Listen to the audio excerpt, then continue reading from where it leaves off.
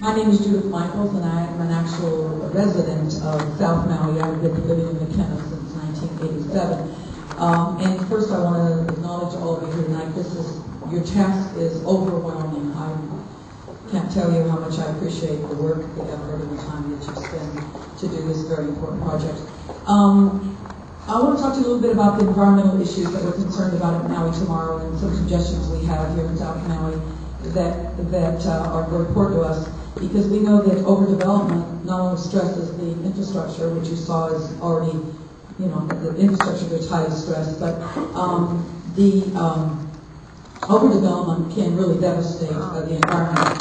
So knowing that, we are recommending that you have to really look at urban sprawl. It needs to be limited. We're suggesting that growth in the future should consist of identifiable villages which are separated from each other by green belts, and that these green belts between the villages should be at least 800 feet wide, preferably 1,000 feet wide.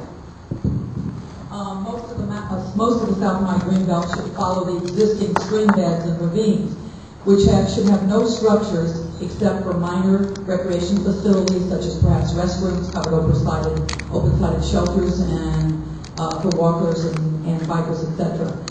Efforts should really be made to reestablish the native vegetation in these green belts.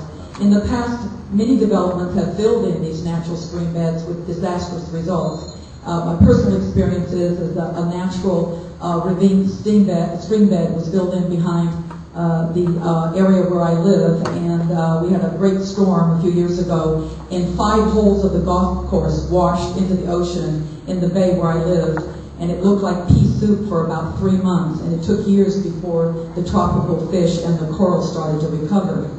Appropriate native plantings that require little water to survive should be encouraged for South Maui and perhaps other water-short districts.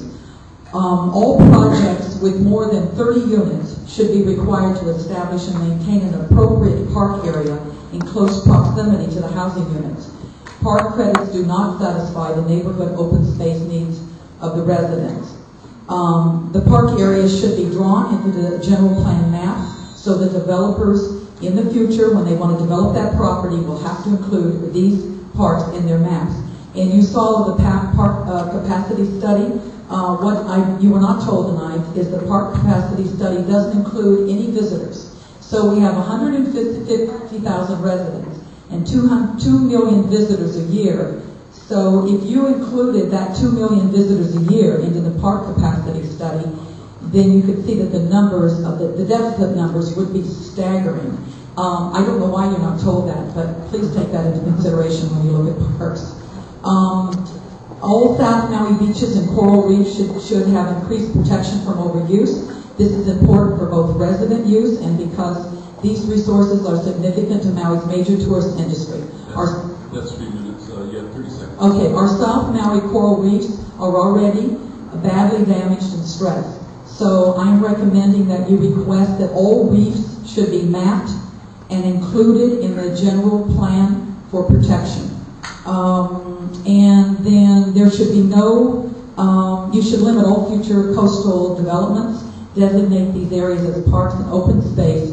There should be extensive linear coastal sections marked clearly on a Maui Island Plan map in which no building is allowed between the highways and the ocean. Thank you. Thank you, Judith.